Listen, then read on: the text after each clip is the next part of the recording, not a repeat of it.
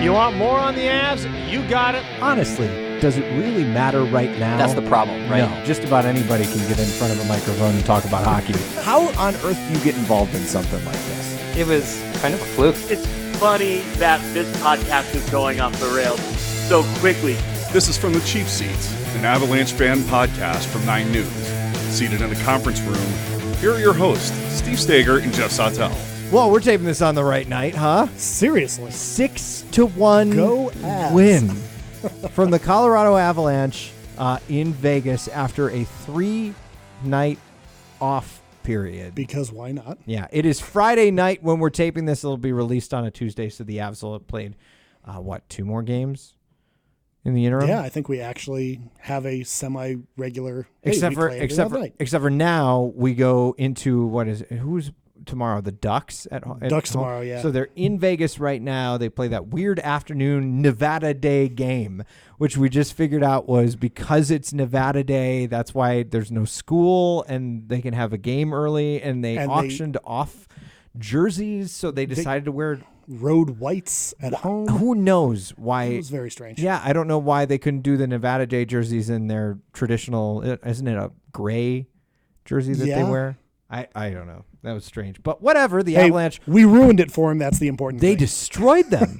I mean, they came out swinging and played a full 60 minutes of hockey, which was fun to see. That might have been the best overall game I've seen out of them all year, and that is saying something. Yeah, and it's one of the few games you've seen out of them all year. Yes. Actually, in its entirety, because it happened while we were at work here. And again, we get altitude because we get highlights, so we can give them to all of you.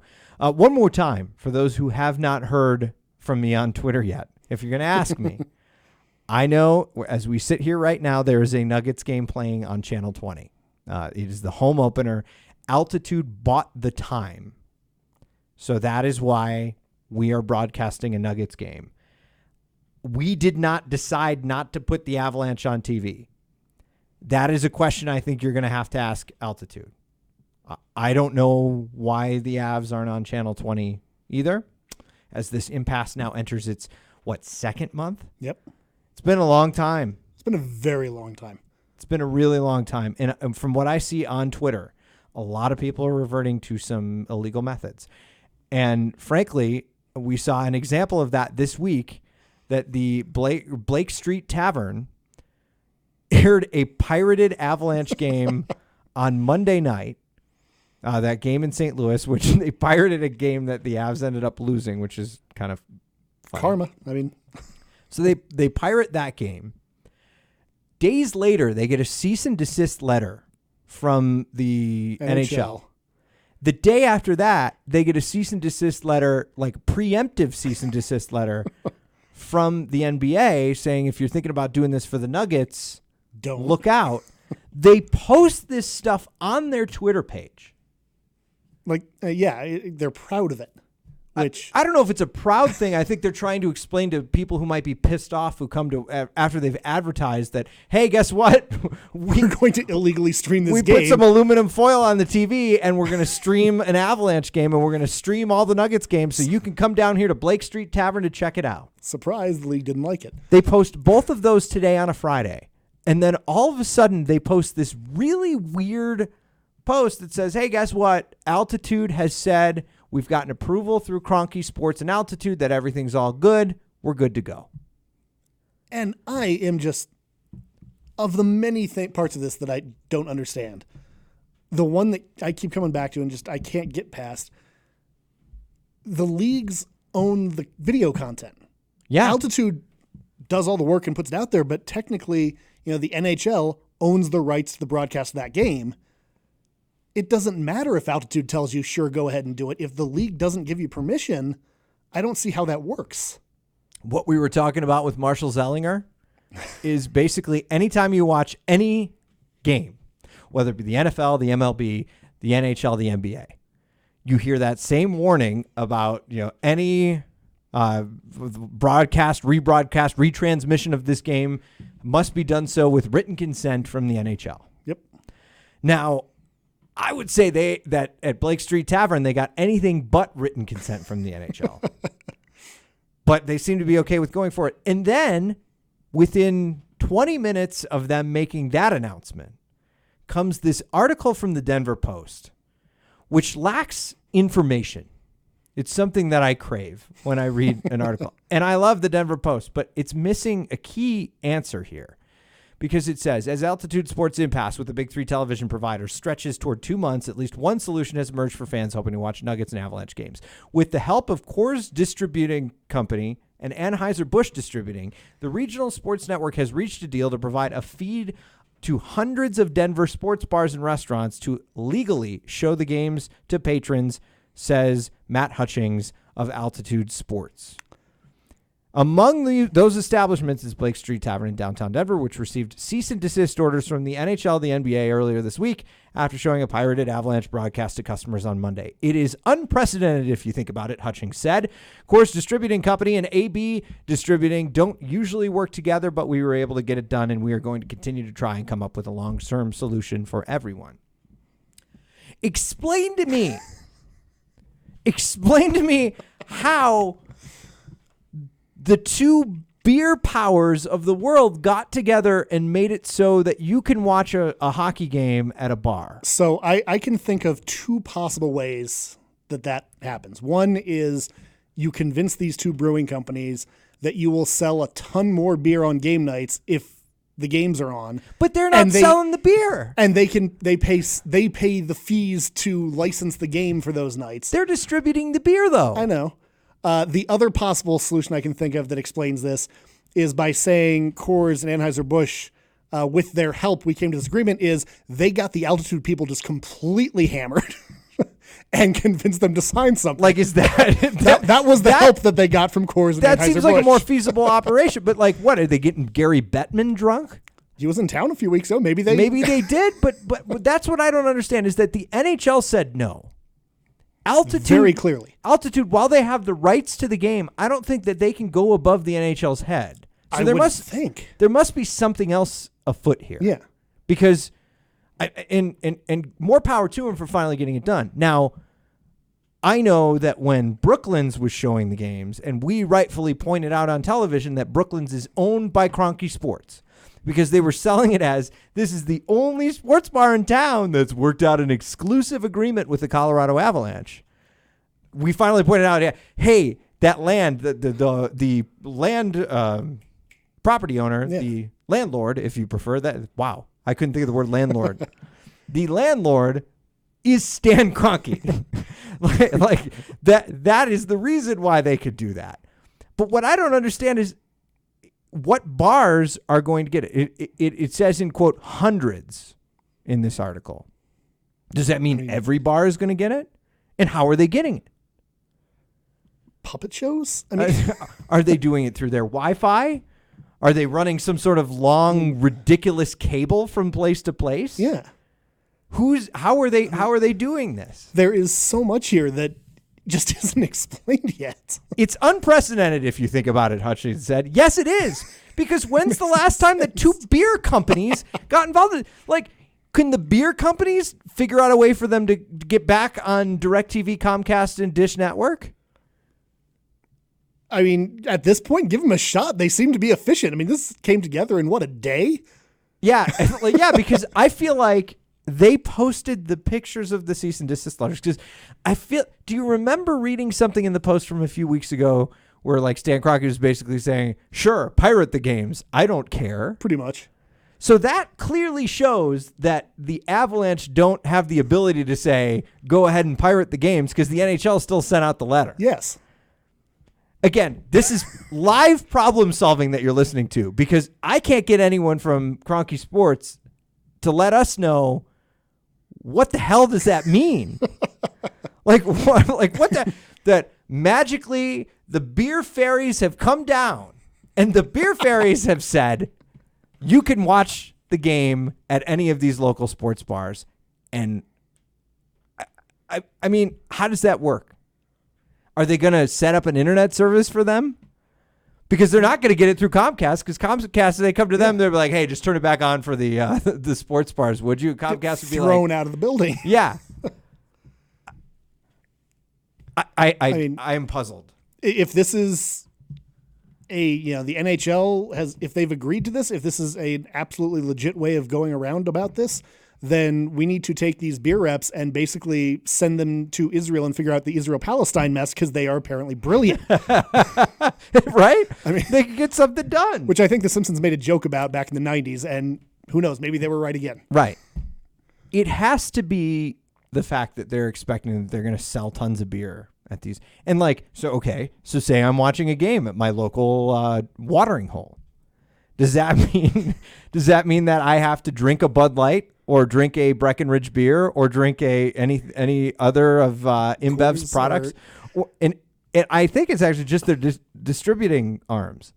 So, I mean, I don't know if that's actually the company, because it's not Molson Coors, it's Coors Distributing Company and AB Distributing. It's true. They don't have the kind of money that the two big corporations have. So they're not paying the fines for all these people. So if you go to one of these hundreds of bars, watch the game, I mean, you order your Bud Light, is it something going to cost $12 to offset whatever they had to do this? I don't know. I have so many questions, and perhaps they will all be answered in typical fashion of this podcast in 10 minutes. Yeah, right after we get off the air. So we won't know, and then the whole world will think that we're stupid on Tuesday morning. But they don't need the help. They're already there. Is that what you're saying? I mean, I've been looking around because a lot of these places have this new letter that's circulating. They want you to sign the petition. I don't know. I mean, is anybody else out there getting just absolutely frustrated by this whole thing? And I remember our first show, we were talking about, this, we might miss the opener, but they'll sort it out by game 3. No problem. Well, we're 10 games into the season now. And still nothing. And not even nothing. There's not even any hints that they're moving on this. Not to mention the best start in franchise history. You've got Nathan McKinnon breaking a record for the franchise in point streaks. The things that people want to watch just aren't there. Yeah. I'm looking for don't mind me. I'm looking on my phone right now to see if there's anything else. Yeah, I don't see anything. Westward put out an article from 13 hours ago. Nothing. Yeah. And no one's answering that question. I just want to know how the beer fairies are making this possible. Is that too hard to figure out? How did the beer company, is this just a shameless plug for, and if it is, more power to them, because it's a way to get your product in front of a bunch of people. We've been talking about it nonstop for 10 minutes now. Yes. It's almost like that folding chair, folding suitcase that we're going to promote toward the end of the show, because the folding suitcase company got in touch with us. Sounds like a great idea. Wait, that's a deep tease for later on in the show. So since we were last on the air, pretty big development with this team. Mikko Rantanen with that really strange injury. Yeah. That a lot of people were looking at online, and they see his skate moving. It caught a strange edge. Just twisted. Something happened. And the nice part is that Jared Bednar is saying week to week. Yeah. But one thing I noticed in Avalanche Nation, you're at fault here, because here we are. I guess we have the benefit of hindsight. Looking at a game where Mikko Rantanen didn't play, and they blow out a pretty popular team who's expected to do pretty well in the Western Conference. They blow them out 6-1 without Mikko playing. But everybody was freaking out. And all I could think about was, all we've been talking about is how deep this team is. So if something like this happens, it's okay. And I think it's one of those things where it's easy to say, wow, we're a much deeper team this year. But you have that sort of gut reaction because you're not used to it yet. So you just revert back to the, oh God, now we're in trouble. Well, and they moved JT Compher up, and he seemed to play pretty well tonight. Played well, got an assist. On that wing. But how about these depth guys? I mean, Nazem Kadri is just lighting it up. 2 goals tonight. My boy Matt Calvert, 2 goals tonight. Including a beauty of a shorthander. I was about to say to put it away. It was put away long before that. Pierre-Edouard Bellemare gets out in front of everyone. Puts up a pair. And puts up a... Did he put up a pair? I think he scored a second one, yeah. Did he? Yeah. Wow. No, because Cale Makar had a goal too. So it would have been Kadri 2, Calvert 2, Cale Makar, and Bellemare. I think Bellemare is not my strong It's okay. It's all right. I can't believe I just did that in my head. But Bellemare had a great night. Yeah. With multiple assists. If you are worried about one of the stars leaving the team for a couple of weeks, fear not. And by the way, have you noticed that Gabriel Landeskog is stepping up all of a sudden to be the physical presence on this team? Yeah. But he's doing it smarter. I feel like he tried this a few years ago and just took a ton of penalties, got suspended for a while. He's being the physical presence this year, but he's doing it right. Yeah. He's getting in all sorts of skirmishes. And it's interesting because it almost feels like Nikita Zadorov has backed off from that role. Yeah. You haven't really heard much about him this year, which sometimes can be a good thing, sometimes can be a bad thing. But yeah, you're right. He's definitely sort of edged away from that. Maybe he's playing smarter D, but I don't know. Mikko Rantanen will be out week to week, Jared Bednar says, which is a whole lot better than what everybody was speculating online and thinking that he tore his MCL. Yeah, you're done for the year. Yeah, it would have been season-ending surgery. And can you imagine one of the Tom Green, who was on this show last week, 2 weeks ago? 2 weeks ago. Stops me in the newsroom. He goes, "That's what you get for not being at training camp," which I thought was pretty good. Tom has a very dry sense of humor. Coming up in just a little bit, we're going to talk to Rodney Lippman, who Jeff and I had the pleasure of running into at a Zamboni camp that we shot as a segment for the TV show. And it was a blast. I find out that Rodney is a penalty box assistant, or was a penalty box assistant in the NHL. We're going to talk to him about some of the very, very strange stories he has that are fascinating. That's next. When deception and dishonesty become the norm, integrity means doing the right thing, even if it's the hard thing. If you've been wronged or see wrongdoing, email us at blowthewhistle@9news.com. Joined now by Rodney Lippman. Rodney and I met when we shot a segment at Ice Ranch in Littleton. We shot something about the Zamboni camp, and Rodney, you work out there. I do. What do you do out there? I am officially the lead Zamboni driver. Okay? Ooh, fancy title. Yeah. My oldest son works there. He is the maintenance and Zamboni guru too. So you get old world from me and new world from him, which is a good combination. I like that. Yeah. And as we're talking about old and new world. Right. So as I'm chatting with you, I find out that you have an absolutely fascinating story. You worked for years in the penalty box at Pepsi Center. Yes, I did. And McNichols Arena before that, right? Yes. How do you get involved as an NHL penalty box attendant? Okay, well, my dad, who was the crew chief for the minor officials, okay, he worked for almost every pro team in Denver except for the Denver Invaders in the 1960s. So when the NHL came here with the Colorado Rockies, they knew that he was the crew chief, so he put us together. And then the Rockies left and became the New Jersey Devils, okay? And we had all the minor teams in between, the Flames, the Rangers, the Grizzlies. Then after that, the Quebec Nordiques moved here. And obviously they contacted my dad and said, hey, put this together. I will tell you, to become an NHL off-ice official or any NHL part, your hockey resume has to be as long as your body. I've worked at ice rinks for over 40 years part-time. I played hockey. I managed ice rinks. I drive the Zamboni. It'll be my 40th plus year driving a Zamboni part-time. It's just been a really good hockey career for me. Yeah, it sounds like it. Yeah. But that is a tremendous amount of responsibility. Take me through the job involved with being an NHL penalty box attendant. What do you do on a given day? Okay. In the visiting team penalty box, we had the ice freezer, which was full of pucks. Every 3 minutes, every commercial break, every goal, that puck is changed. Or if the puck gets a chunk out of it, it hit the boards, they hit skates, a chunk comes out. So when you're sitting in the penalty box, that's one of the first things, okay? When they get a penalty, you have to write down the time in, what time the time out, what the infraction is, who the player is. it gets a little difficult sometimes when there's 5 guys in the penalty box with you, and there's no place to sit down. Because you'll see like that end of the period scuffle where everybody's just going after each other. Next thing you know, you got like 5 guys in there. Yeah, like 1994, 95, obviously we had the Detroit Red Wings big games and playoff games where the penalty box was always full. It's quite interesting. So you want to make sure that you don't let guys out early. They have to get out on time. Okay, and there's major penalties, which is 5 minutes.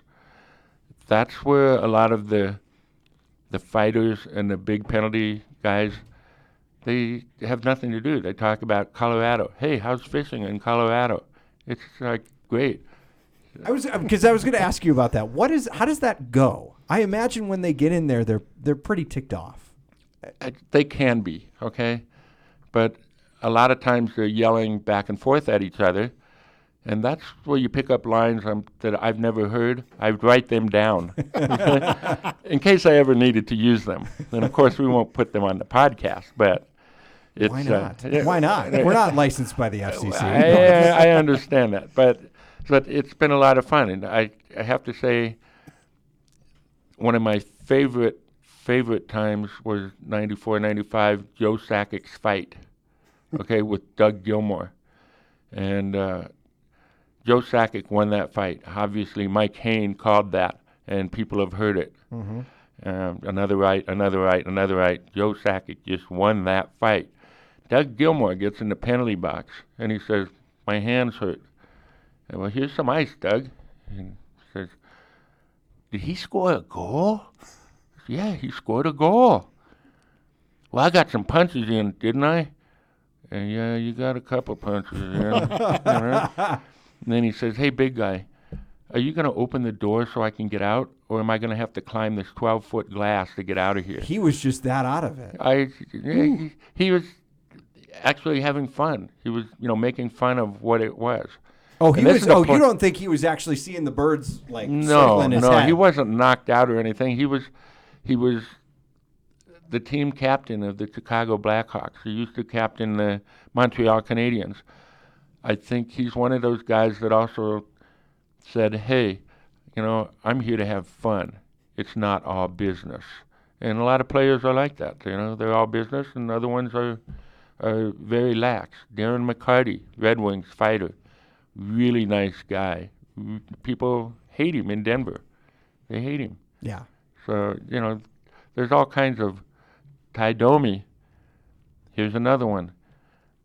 Gets into the penalty box. A fan is taunting him, and he says, hey, I make millions of dollars as a fighter. And the guy's still taunting him. So when he stands up, the guy, because the Avs score, Ty Domi takes the water bottle through the crack and squirts the guy's seat. While he was gone? Well, he was standing up cheering for the Avs. Nice. Nice. So then the guy gets all mad, and Ty squirts him through the glass again. There's nothing that can be done because there's glass in between everybody. Do you have to go back to the NHL and say, hey, Ty Domi just squirted some guy through the glass? It's all on TV. They know. Okay. All right. So I don't report anything to the NHL other than the statistics, okay? And what we do is compare them upstairs with the real-time stats. But Ty Domi said, hey, going back to that, he goes, you know what? I need more water bottles because I'm coming back here. I'm like, okay. We got into another scuffle, and that went on for another period. And the people where the guy was standing up all the time now because he's getting squirted behind him are getting mad because he's standing up. I'm like, oh, my.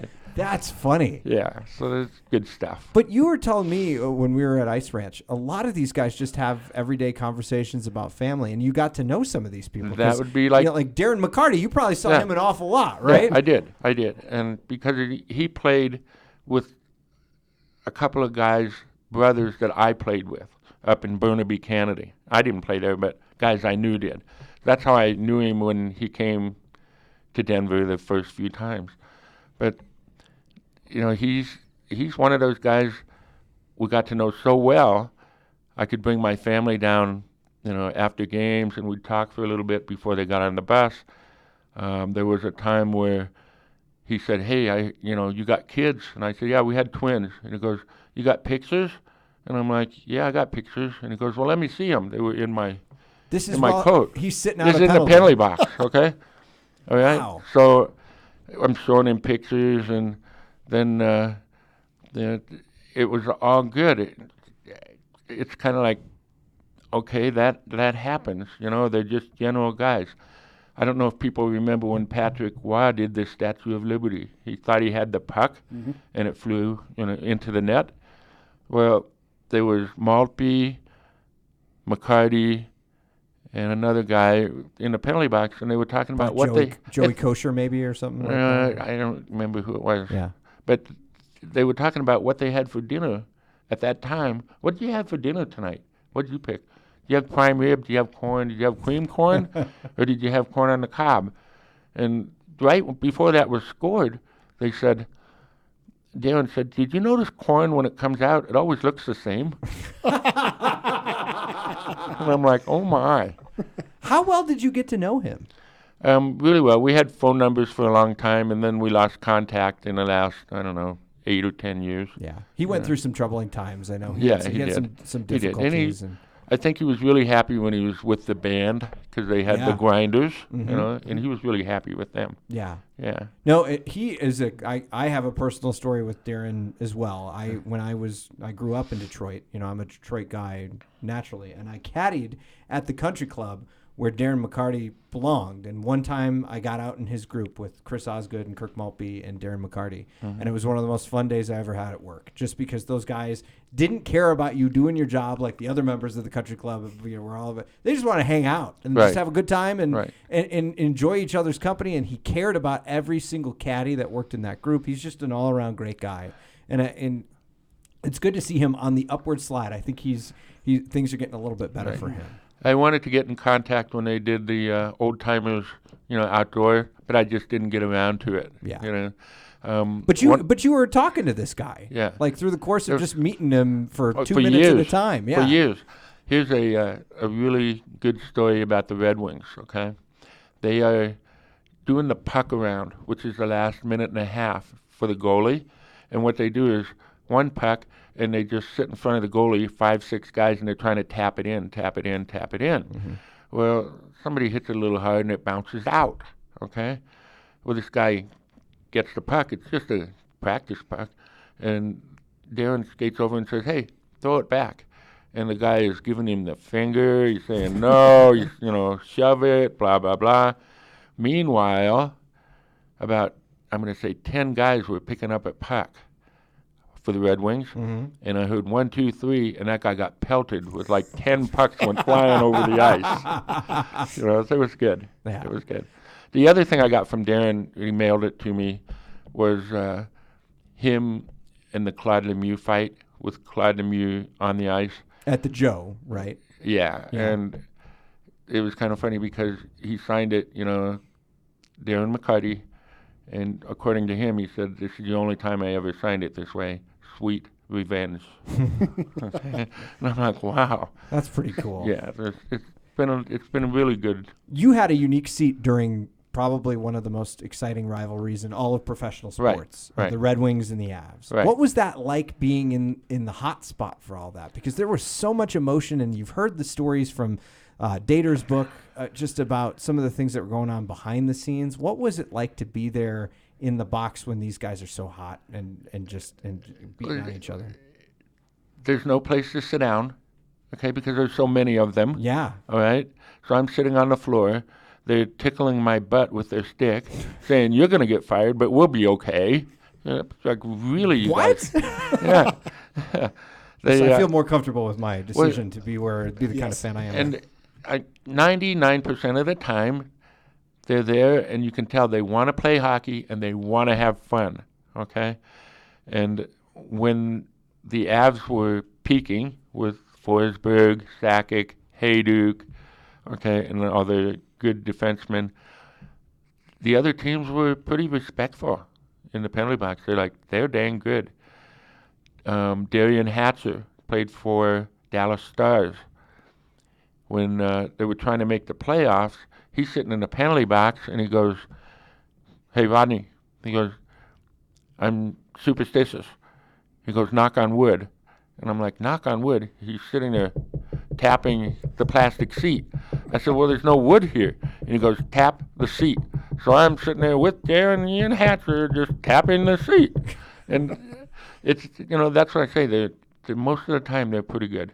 There's a couple of guys that you need to hand me the water bottle. I'm not your mama. It's right sitting right there. That's when you just squirt them in the face? No. I didn't want to lose my job. I just tried. I was, respectful of them. Yeah. That has to be a challenging thing as a fan of a team to be sitting in the other team's penalty box. No. It wasn't. No. Why is that? It's not a challenge because all of my life I've been about being fair. So I was impartial and still am with all the minor officials, even at the ice ranch, when there's people in the penalty box, there's volunteers.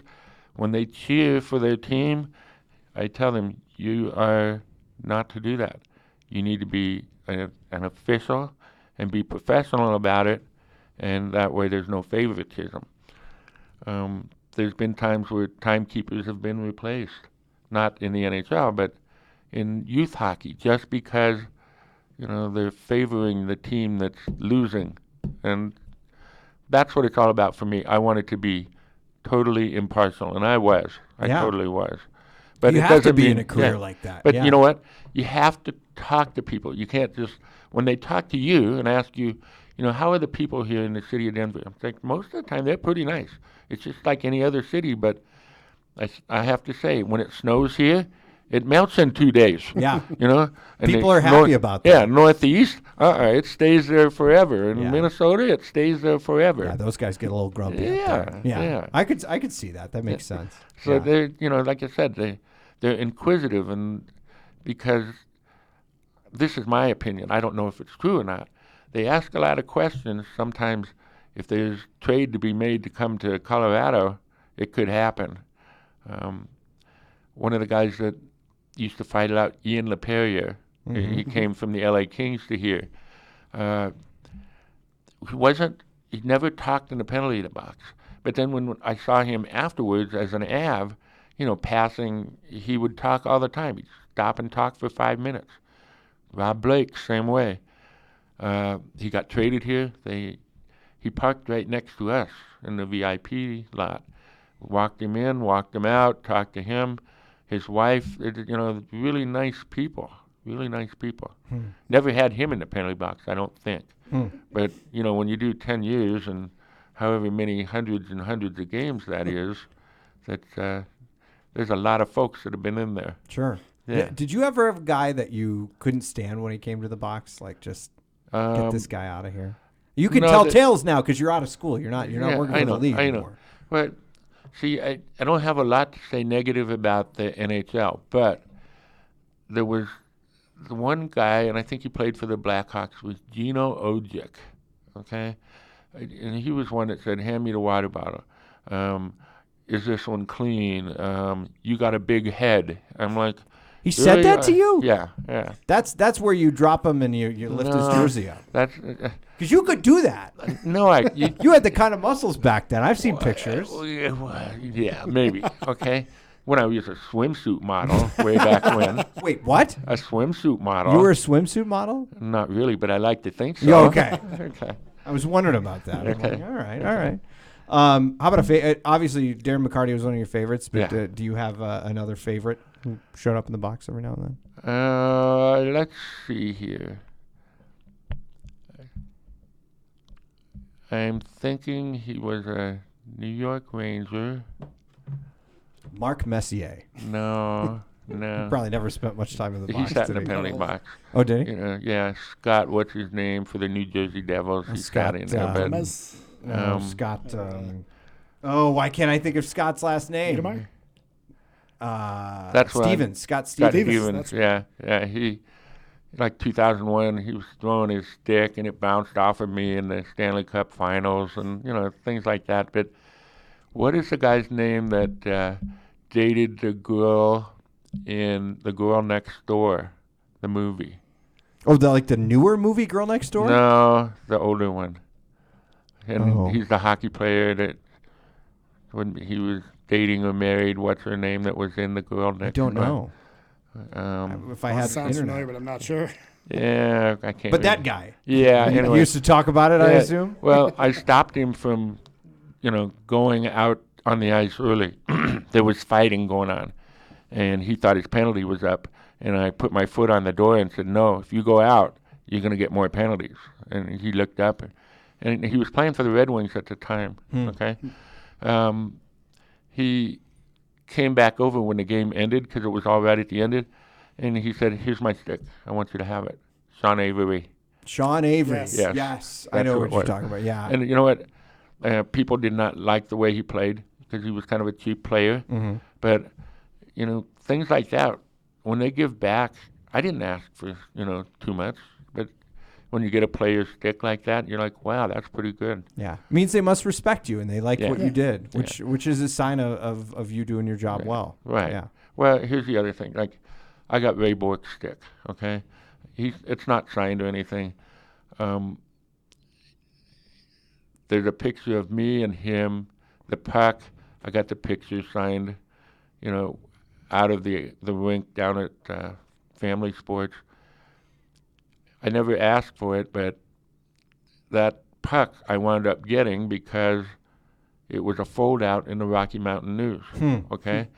And that stick I wound up getting that was in that fold-out of the Rocky Mountain News, it was cracked at the heel.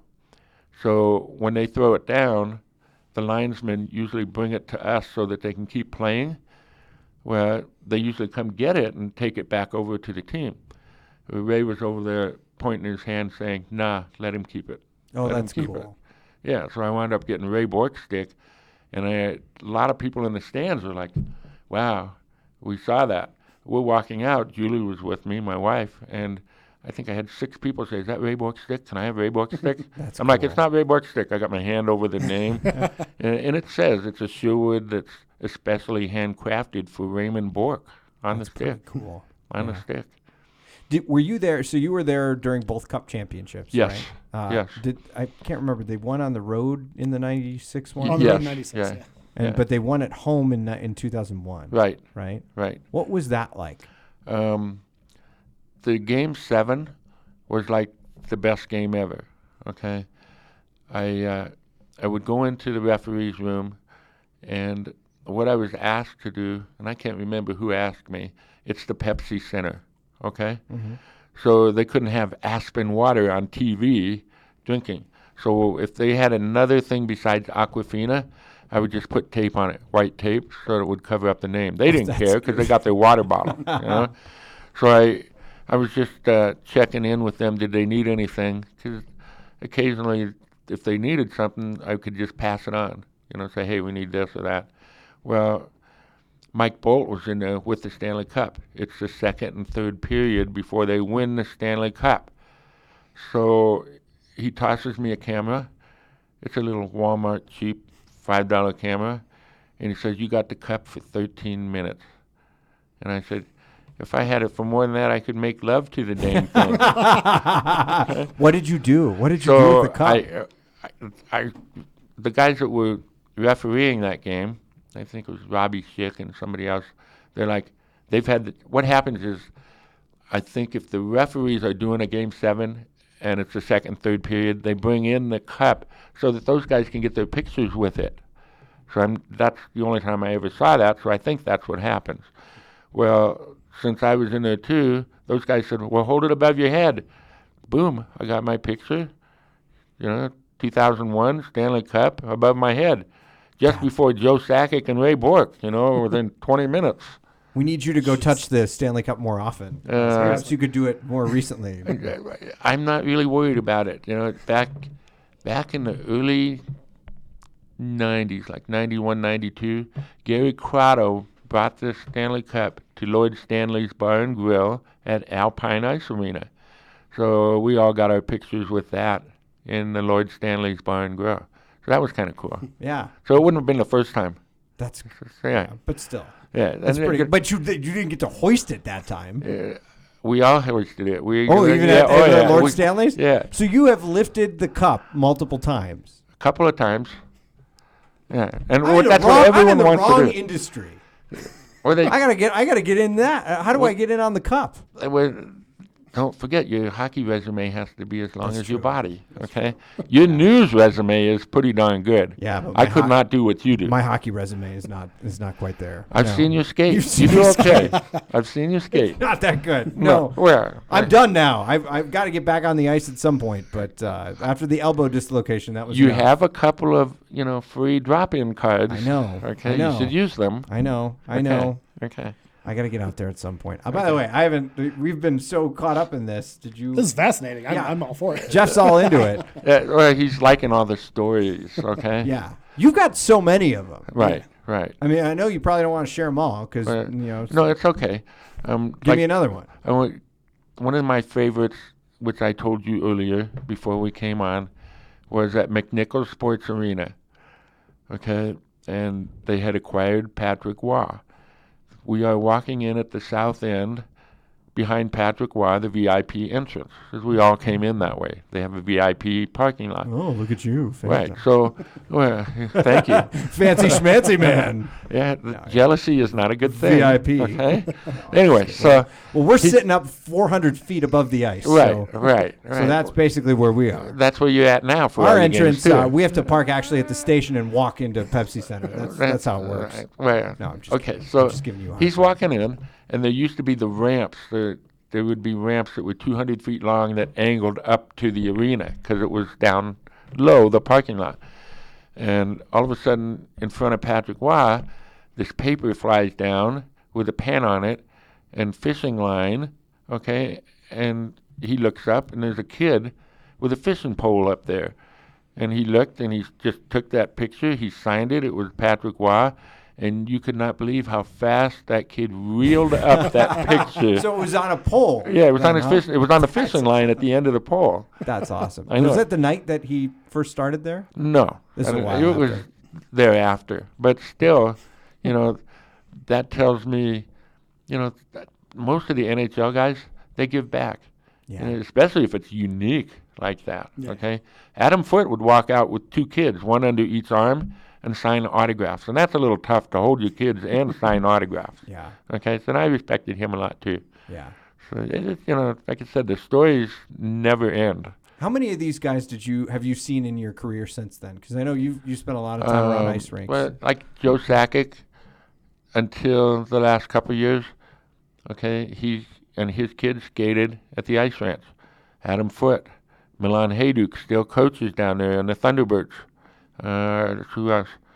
Brett Clark, he's down there a lot. They're with Littleton Hockey. And there's 2 or 3 guys now that have played in the NHL on different teams, and I can't recall all of their names. They're down there too. I mean, they feel that we have some of the best ice in town, down at the ice ranch. It's because you're the head Zamboni driver. Well, it's not only that. Like I said, Colton is my oldest son, and he's new school. He knows a lot of the new stuff, and I know a lot of the old stuff. So when you get that together, it's pretty unbeatable. Every rink we've ever worked at together has been very, very good. We do the maintenance that required on the ice. So, give me a quick plug for Zam Camp. Quick plug for Zam Camp. Well, we usually have that during the holidays. You can look at it, iceranch.com. They changed the name of the restaurant and bar to Selly's for celebration. Nice. Okay. And we do have the Zam Camp. When we do, you get a certificate, you get a T-shirt, you get to drive the Zamboni, but you also get to make ice with the Zamboni. So you're not just driving it around. And when he says make ice, he means you're cutting. Yeah. You're cutting and you're filling up that tank and water's coming out. And like I said, we try to make it a knowledgeable thing. So when the ice resurfacer was built and what has changed on it and what they look like. And it's just been a really good thing for people. My deal was people say, oh, it's so easy to drive the Zamboni. I will tell you that women are better at it than men. Why do you think that is? Because women can multitask. Guys cannot. Women drive their car. yell at their kids, put their dog in there, put on makeup, talk on the phone, wave at Susie, the neighbor, all at the same time. Guys cannot do that. Yeah, all we want to do is go fast in that. Exactly. And it doesn't end well. When you and Taronda came down, yeah, she drove nice and slow. She made better ice than you did She because did. you wanted to speed around. She made better everything than I did. Well, that's basically. okay. Yeah. She's a girl. That's No, good. I know. I love Toronto. I miss Yeah. her to this day. We miss her. Yes. Yes. Well, all of Denver does. Yes. But, and you've gotten the ice back up in good shape after we ruined it that day, or is it still on the recovery? It only took one ice make. Okay. Yeah. Good. So we're I good. wasn't sure if I was digging too deep or something like that, and it caused some injuries. In the end, when we give people a certificate and they walk out of there, and somebody they're sitting in the Avs game goes, "Oh, that's easy to drive the Zamboni." Well, they can speak up and say, "I have a certificate. It's on my phone. Look at this." And it's not as easy as what you think. I got to interview the gentleman who makes ice over at Pepsi Center. He was Right. a fascinating interview. Tony? Yes. We want to get him in on the show at some point. But Tony has it all down and took me back into his room where he shows me the ambient temperature of the building and how he has certain switches that he can flip to make sure that the ice is there. But one of the most fascinating things he told me, right. and I to this day am astounded by it. When there is a Nuggets game at Pepsi Center, he right. says the people who sit courtside often tend to spill beer and wine all over the floor, and it seeps through the boards and gets all into the ice, and then he has a miserable job cleaning it up after. It can't be that hard. Just drop the blade a little bit on the Zamboni. I think that's what he ends up doing. Okay. But he made it seem like, yeah.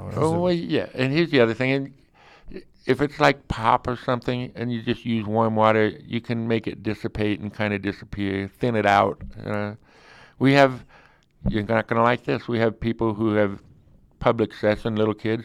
They've peed on the ice. That's fine. Okay. It's all That's good. okay. Or I may have done that once or twice when I get scared by something. I didn't notice it. Let's put it that way. Good. Okay. Well, nothing frightened me while I was out there. Exactly, I was all by exactly. myself. But Right, and then- I got a guy that's 6'1" skating at me. Then that tends to happen every now and then. We've been hit by bigger guys than that. Okay.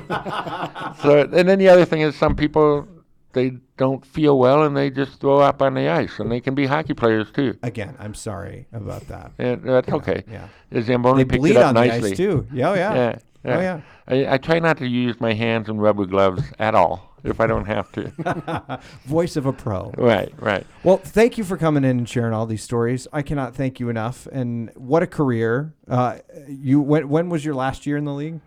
It'd be 2004. 2004. Yeah. It was hard because we had twins in 2002, and I had a full-time job with the University of Colorado Health Science Center and trying to do the NHL too. It was hard. Yeah. So. Well, but you had all of those years, and you really had some of the glory years here in Colorado. And what a time to be in the league in the 90s. That just was a fascinating time. I just think it's amazing that a team came here and won the Stanley Cup that first year. But Pierre Lacroix knew what he was doing. He traded up right. Mm-hmm. He did. And I have to say, for all you Avs fans, get this podcast out to people. Let people know. Yeah. Okay? We can't watch it on altitude, and I'm in the same boat as you guys are. I look at my phone. I don't stream it. I just look at the score because I'm frugal in my money.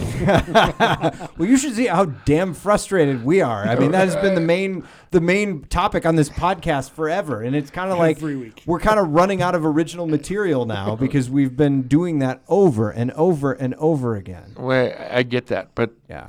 Are you here? repetition is a good thing, okay? It's true. Okay. Yeah, we are very well practiced in talking about altitude Okay. now. We've done, all of the drills that we needed to do, and we can talk about altitude till the cows come home. Right. Are you hearing from it or hearing about it from some of the people who are coming in? Because those are diehard hockey fans who are hanging around a hockey rink. No, I didn't hear Really? about it until Steve Staeger sent me this, hey, can we use Oh, no, you on a-" not the podcast. I'm talking about the altitude situation. Oh, the altitude. I heard about it. No. I was really hoping. Yeah, okay. Man, if No. people are talking to you about our podcast, Wait. high five, right? Yeah, there we go. I'm trying to podcast this to death. No, okay? that's right. Do it. Okay. I love it. So, but the altitude thing, I had kind of heard about it, from an older friend of mine that is still a major league official, So she said, I don't think altitude's going to pick it up. And I was like, really? And then we started looking online, some guys at work and it said, Yeah. But it sounds to me like it's just about dollars. It really does. Yeah. But I'm also hearing, Steve, that this is happening in a couple other cities, too. It is. We've had some pretty robust conversations about that model of a regional sports network and whether or not it works down the road. And you've got to... I'm one of those people who we're sitting here on a Friday night and the Nuggets are on Channel 20 right now. Right. I really hope that maybe they move toward breaks that through the ice down the road. Yeah. Yes. Yeah. Wouldn't that be so nice? to speak, So break that, the ice. Right? Oh. Yes. Wouldn't that work for every hockey fan out there to get them on broadcast TV? I don't know the economics of it. I'm guessing it probably won't happen, but I can be a wishful thinker. Why not? Well, just remember that there's always a way to work things out, and I don't know if it's going to be time-consuming, maybe, for this to work out.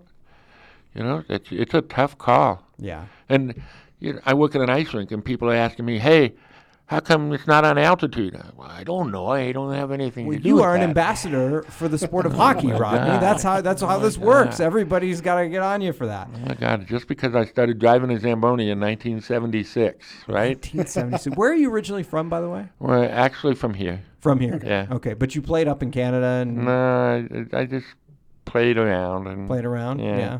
I'm trying to be, a little bit modest here. So. Oh, well, here I am waiting for you to toot your horn. I was giving you all this I've been props tooting my horn for the last 45 minutes. No, I mean you were talking about being a swimsuit model. And, I just want to give you the opportunity to toot it as much as you want. I get it. Rodney Lippman, thank you so much for coming in. We appreciate it. You guys got it. And call me if you need me. How's the cheap seat feeling? Good? It's actually good. Yeah? It's actually good. It's warm if you want to sit in it. Well, we'll save that for the next segment. Okay. Rodney, we appreciate it. Thank you. See you guys. We'll be right back. Colorado is a sports state. The 9 News app puts all of our great stories in one place. From the pros to the preps, you'll find it all. Plus the latest Broncos update from insider Mike Quist. The 9 News app. Download it today. Welcome back. Still have not heard anything about this Coors Anheuser-Busch deal. So we'll keep you posted. I don't know how it works, but if it works, I guess it's magical. So Go figure. Yeah, not sure about that.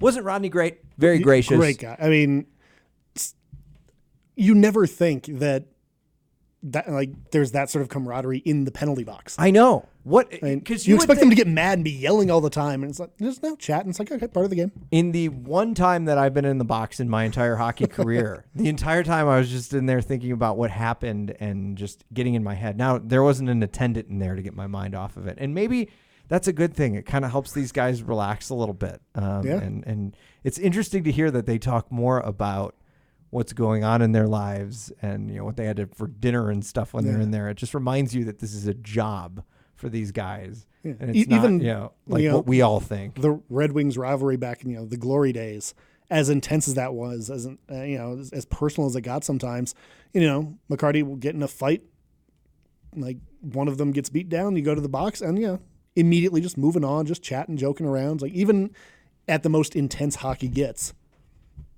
they're able to put it in perspective. Yeah. All right, time for feedback. And I had to pull this up because it's one of my favorite emails. Coming in at cheapseats@9news.com from a gentleman named Service. The subject line of the email says, foldable suitcase. I hope to cooperate with you. Dear 9 News, attached you will find, or attracted by your YouTube video, our brand has found you and hopes to have cooperation with you by making a paid integrated video or pre-roll ad for a foldable suitcase. We launched the world's first foldable suitcase. We are looking for creators. The length of the ad, 5 to 10 minutes. So we got our first sponsorship offer, Jeff. They are From the offering Cheap Seats, brought to you by $200 for this ad on the foldable suitcase. So Steve Staeger here for foldable suitcases. When I travel, all my stuff, it just is so big. It would be nice to just be able to fold it up. Foldable suitcases coming soon to a store near you. Just go to your luggage store and tell them Steve sent you. Okay, Steve, you need to go for another 4.5 minutes for us to get paid for this. $200. You know what we could do with that? We could buy at least one better chair. Wouldn't that be nice? Only if it's a foldable chair. You have to fit the theme. You know what? A foldable chair might be more comfortable than this. $200. That would buy us quite a few Coors Lights as we're watching our next Avalanche game from our local sports bar. One of hundreds of options. Coors Light. Steve Staeger here for Coors Light. Well, we sold out quickly, didn't we? Yes, we did. Anyway, I can't wait till we pack up our foldable suitcases and head on that road trip that we've been talking about, but that should be a lot of fun. A little bit of feedback on the Lauren Gardner interview. Boy, we were talking to her just about how much fans love her here. Hockey Cat Kate says, I miss LG. So proud of her, from one red to another, with the hearts on Twitter. Donna B says, loved hearing from Lauren. Glad to see all of her success. Great job, guys. And Brian said, loved hearing you on 9 Cheap Seats. He's talking to Lauren, not us. We sure miss you. And indeed we do. Lauren Gardner, so gracious to come on the show and chat with us. We're looking all over the place, far and wide, for who our next guest should be. We hope you will let us know. Shall I pull up the schedule here, Let's Jeffrey? take a look at that. Give me a second, because I have to reach way across the table. So we have by the time This is the part where you insert an ad for foldable suitcases. give Steve 5 to 10 minutes to pull up the schedule. Let me grab the schedule. It's right here in my foldable suitcase. Avalanche schedule. You could talk as I pull this up. By the way, this is really hard to do when you're cliffhanging on this chair. So by the time this airs, that we will have played Anaheim as part of the back-to-back. You get to go to that game. I will be at that game. Looking forward to the second game of the year. There's a chance I might not get to go to the Wednesday night game because I've got a story I think that's airing that night, and I feel like I should probably be here to be part of that story. Live TV. The pitfalls, man. The pitfalls. But we'll see. But they are doing the Panthers on Wednesday night. That's a day after this episode is launched. And then Friday, they are at home against the Dallas Stars at 7 p.m. Florida Panthers, a surprisingly good team this year. They look good. Yeah, Joel Quenneville. Probably Funny helping how that makes a a little difference. bit, right? So then the Panthers and Stars, and then they are away in Arizona. They have another back-to-back on a Friday, Saturday. So a week from right now, they will do exactly the same thing, where they play in Denver on a Friday night, and then they are in Phoenix on Saturday night to take on the Coyotes. Followed up by the next game, and there's another 3 nights off on Tuesday night. They're in Dallas, and they don't return to Pepsi Center until Thursday, November 7th. So we did get a question answered that you brought up last show, going from St. Louis to Vegas with 4 days off. Oh, yeah, we did. Yeah. Do they stop in Denver? And the answer is absolutely they did. Yes. Which makes sense. Like you were saying, give the guys a couple of nights at home. I mean, you fly over Denver on the way anyway. Yeah. And they practice at altitude, which probably isn't a bad thing. Yeah. They get to practice at family sports and get one in before they hit the road. And probably saves the team a bunch of money on hotels. Yeah, that's true. Yeah, that makes a lot of sense. And they don't have another long trip like that for a while. But hopefully they're home a little bit more in November, because that would be nice to actually get a lot of away games. Nice to get to a game. Nice to get to a game. All right, so you can get at either of us. I'm at Steve Staeger on Twitter. He's at @fake_Dante. He's Geoff Sawtell. I'm Steve Staeger. The show's at 9 Cheap Seats. Who should we interview next? Email cheapseats@9news.com. We are going to go. We will see you next week. The views and opinions expressed in this podcast are solely those of Steve Staeger and Geoff Sawtell, who have absolutely no business covering sports at all. They're just fans. You can tell them how wrong they are by tweeting at the show at 9cheapseats or email cheapseats@9news.com.